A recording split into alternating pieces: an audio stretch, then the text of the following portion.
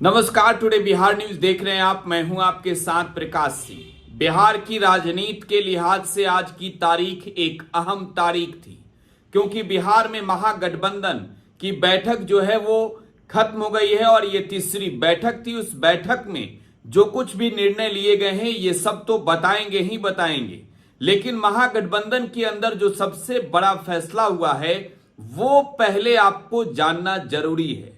बिहार की राजनीति में राजेश रंजन और पप्पू यादव जो पूर्णिया के निर्दलीय एमपी हैं, उनका किरदार क्या होगा, इस बात को भी इसी रिपोर्ट में आपको बताएंगे। आपको बताएं कि बिहार की राजनीति में इस वक्त चुनावी चर्चाएं हो रही है। महागठबंधन और एनडीए के बीच ही इस बार मुकाबला नहीं है, क्योंकि इस बार लड़ाई त्रिकोणीय होनी है। एक और नीतीश कुमार के नेतृत्व में चुनाव जो है वो बिहार में एनडीए लड़ रही है। प्रशांत किशोर 243 सीटों पर जनसुराज को लड़ा रहे हैं।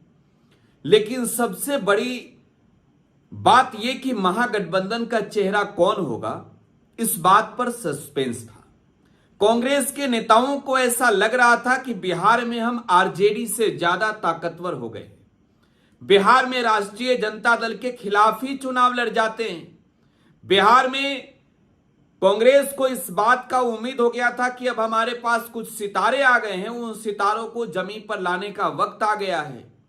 लेकिन दिल्ली में बैठे राहुल गांधी को इस बात का अंदेशा था कि बिहार में कुछ गड़बड़ ना हो जाए, क्योंकि बिहार में कांग्रेस की राजनीतिक हैसियत कितनी है, बिहार में आज के वक्त में कांग्रेस की वजूद क्या है, इस बात को भी समझना जरूरी है। आपको बताएं कि चुनाव से पहले बिहार में कांग्रेस के प्रभारी बदल दिए गए, बिहार में कांग्रेस के प्रदेश अध्यक्ष बदल दिए गए। कृष्णा अल्लावरू जो है वो प्रभारी बना दिए गए। इसके अलावे बिहार में जो है वो राजेश राम को, जो कांग्रेस के विधायक थे, उन्हें प्रदेश अध्यक्ष बना दिया गया, दलित चेहरे। लेकिन सबसे बड़ी जो बात है कि इन दो नेताओं को तेजस्वी यादव से एलर्जी था क्या। देखिए, बिहार में महागठबंधन की आज बैठक खत्म हुई है और इस बैठक में इन दोनों नेताओं को हैसियत दिखा दिया गया है। मैं हैसियत दिखाने की बात कर रहा हूं, क्योंकि पहली बैठक जो हुई महागठबंधन की, वो बैठक राष्ट्रीय जनता दल के दफ्तर में हुई। दूसरी जो बैठक हुई वो कांग्रेस के दफ्तर में हुई। अब पहली बैठक के बाद जो प्रेस कॉन्फ्रेंस, साझा प्रेस कॉन्फ्रेंस चल रहा था, जिस प्रेस कॉन्फ्रेंस में तेजस्वी यादव बीच में बैठे थे, दाहिने ओर जो है वो कृष्णा अल्लावरू थे, बिहार कांग्रेस के प्रभारी, और बाएं ओर मुकेश सहनी थे। लेफ्ट को इस बात की मंजूरी थी कि भाई तेजस्वी यादव का चेहरा हमें मंजूर है। वीआईपी को मंजूर था तेजस्वी यादव का चेहरा। लेकिन कई दफे ये सवाल पूछे गए कृष्णा अल्लावरू से कि क्या आपको चेहरा स्वीकार है ना, महागठबंधन के चेहरे तेजस्वी यादव ही होंगे ना। वो वक्त की बात करने लगे कि बताई जाएगी, जबकि 2020 का चुनाव तेजस्वी यादव के चेहरे पर ही बिहार में लड़ी गई थी। कांग्रेस भी उस गठबंधन का हिस्सा रही। 70 सीटों पर चुनाव लड़ी कांग्रेस, 19 सीटें जीती थी 2020 के चुनाव में। तो बिहार में नए प्रभारी बने हैं, नए अध्यक्ष बने हैं और नए नए लोग आए हैं, तो नए नए बखारे हो रहे हैं। तो तेजस्वी यादव और उनकी पार्टी आरजेडी ये तो पहले ही क्लियर कर चुकी है। कांग्रेस के पूर्व अध्यक्ष अखिलेश प्रसाद सिंह ये तो पहले ही बता चुके हैं कि भाई तेजस्वी के अलावा दुल्हा कौन है। लेफ्ट से दीपांकर भट्टाचार्य जैसे नेता ये कह रहे हैं कि तेजस्वी यादव का चेहरा गुड है। बिहार में इन दो नेताओं को दिक्कत था। अब देखिए इनके दिक्कत की पूर्ति कैसे हुई है। आज जो पटना के दीघा रिसोर्ट में बैठक थी, उस बैठक में पीछे पोस्टर लगाया गया था और पोस्टर पर आपको मालूम है तस्वीर किसकी थी। पोस्टर पर सिंगल तस्वीर तेजस्वी प्रसाद यादव की थी।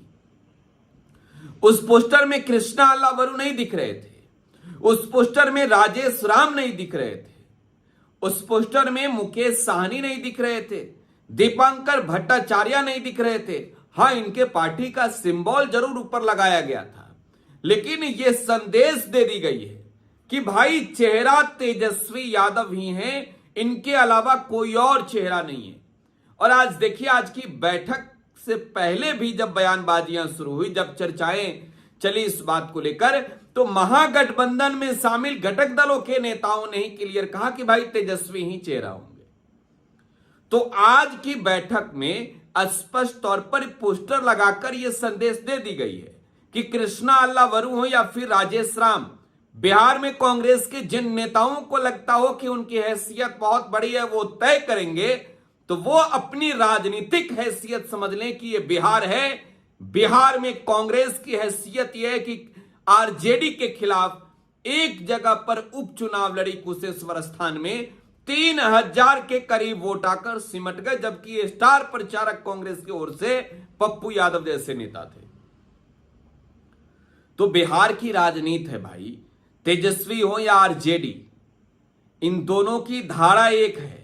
अब कांग्रेस को उसमें बहना है, साहनी को उसमें बहना है, लेफ्ट के नेताओं को बहना है। और देखिए, बिहार में कांग्रेस, लेफ्ट और आरजेडी का जो गठजोड़ है वो बहुत पुराना है।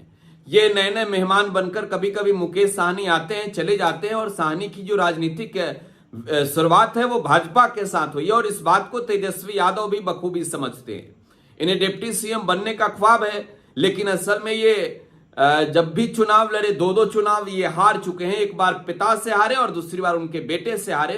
तो आरजेडी मुकेश साहनी की भी हैसियत को समझती है कि मुकेश साहनी की हैसियत यह है कि हमारे कैंडिडेट से वो चुनाव हार गए।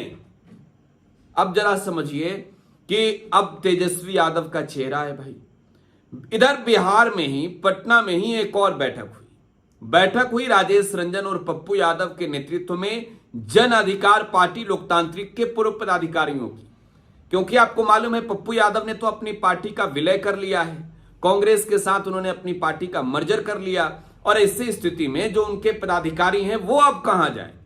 पप्पू यादव तो निर्दलीय चुनाव लड़कर चुनाव जीत गए, एमपी बन गए।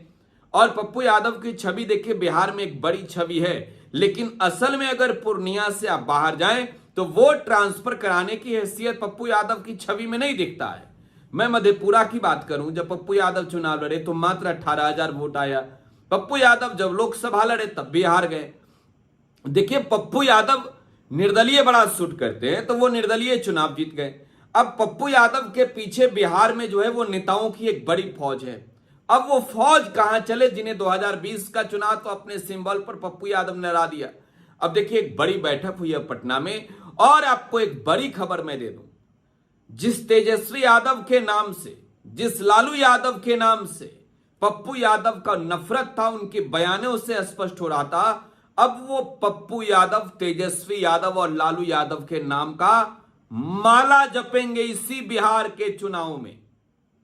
देखिए, पप्पू यादव ने क्या कहा कि कांग्रेस से बात चल रही है, कांग्रेस को समर्थन देंगे, कांग्रेस के विचारधारा पर हम चलते हैं, कांग्रेस जो चाहेगी वो होगा।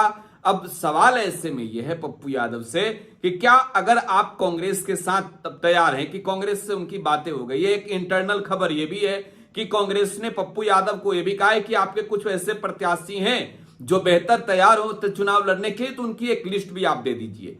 तो पप्पू यादव हालांकि इस बात को सामने नहीं लाए, लेकिन ये इंटरनल जानकारी है जो हमारे तक है, और हमें जो जानकारी है वो हम आपसे साझा करते हैं।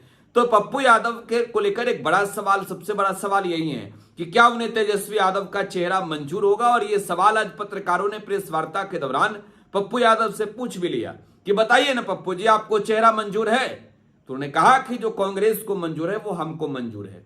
तो देखिए, डगरा के बैगन बनने से बेहतर है पप्पू यादव ये क्लियर कर दे रहे कि वो कांग्रेस के साथ है और कांग्रेस को आरजेडी स्वीकार है, तो हमें आरजेडी स्वीकार है। तो बहरहाल आज की जो तारीख थी, पटना में जो बैठकों का दौर चला, उन नेताओं को औकात दिखा दी गई जो नेता लालू यादव और तेजस्वी यादव के खिलाफत करने वाले लोग थे।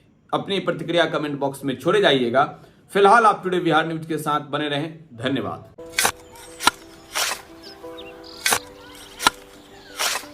नई का साल मुबारक हो चाचा। हाँ मुबारक। जब तक इस सरकार बा तब तक नया साल मुबारक कहा। का बात करत बाड़?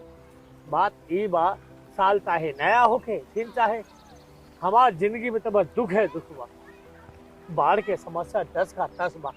फसल बर्बाद हो जाला या ऑन पॉन बिक जाला, ना कोई उपाय बा ना कोई राहत। बात तो सच बा चाचा। फिर से बाहर जाए के सोचे के पड़ रहे कि सरकार से कुछ ना हुई।